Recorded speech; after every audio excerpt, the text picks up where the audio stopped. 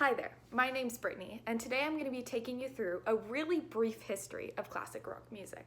So, if we start off in the 50s, you'll see that there was really no music that was specifically designed for teenagers. Yes, there was music that teenagers liked, but it was never meant just for them. Until artists like Buddy Holly, Little Richard, and of course Elvis Presley came along. And they were writing music with a completely new sound to it.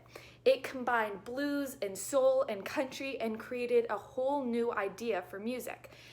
At that time, it was considered under a veil of pop music. However, when we look back and listen to their music now, we can see that these artists really were the pioneers behind rock. The early 1960s. It saw a boom of bands being created all across the world. Everybody was hearing the new music coming out of the US, and they wanted to be the next new Elvis Presley. Bands like the Beatles, the Rolling Stones, the Who, the Kinks, the Zombies, and the Animals were all members of what is famously known as the British Invasion. These are British rock bands that made it big across the world for their own take on classic rock music. Classic rock music in the 1950s and early 60s, unfortunately, saw itself being covers of a lot of old songs without giving credit to the original artists. A lot of the new sounds being used were inspired by African American music and indigenous music. Classic rock music from the 1960s can be divided into two distinct categories, the early 1960s and the late 1960s, and these are divided by the big drug boom in the middle of the 1960s. In the late 1960s, after the drug boom, music became much more political. The Doors, Jefferson Airplane, and Eric Clapton with Cream all became extremely popular bands at the start of this new era of music. Buffalo Springsteen wrote the song For What It's Worth, and it became an anthem for the counterculture movement, focused on peace and love. Unrest and the hippie movement began to spread across San Francisco and eventually the rest of California, and it became synonymous with the late 1960s classic rock music. 1967 was known as the Summer of Love, and it saw the rise of artists such as Jimi Hendrix, or the Guitar God, Janis Joplin, and Steppenwolf.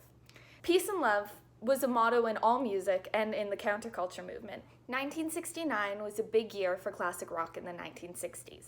Woodstock took place in upstate New York, which is one of the most famous festivals that have ever taken place. The Grateful Dead, Jimi Hendrix, the band, and The Who all performed. The Who even performed their entire album. Crosby, Stills, Nash & Young also performed at Woodstock, and they were considered the first ever supergroup. 1969 also saw the Beatles sadly write their final album together, entitled Abbey Road. This was considered the end of the 1960s and the 1960s music that so many people had grown to love. The beginning of the 1970s, music seemed as if it was just a continuation of the 1960s. Derek and the Dominos released the song Layla, The Who released Baba O'Riley, and the Kinks released Lola. To many, this seemed as if it would be the end of classic rock. Because the Beatles were no longer together in the 1970s, classic rock had lost its face. This left room for the new band, Led Zeppelin, to take its place.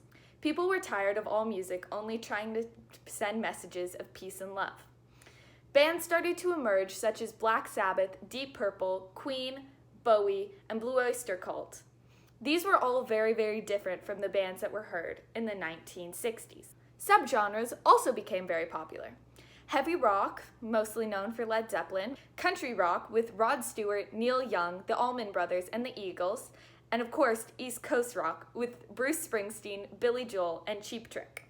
Progressive rock also grew in popularity, and Pink Floyd's Dark Side of the Moon became the defining album of progressive rock and is debated today to be the greatest rock album of all time. Frampton Comes Alive was released by Peter Frampton, and it saw the rise in popularity of live recorded albums, which up until that point had not been very popular amongst common media. Although classic rock first originated in the 1950s, today in 2020 it is still extremely popular. New music coming out today is still heavily influenced by music released between 1950 and 1970. I hope you enjoyed learning more about classic rock today.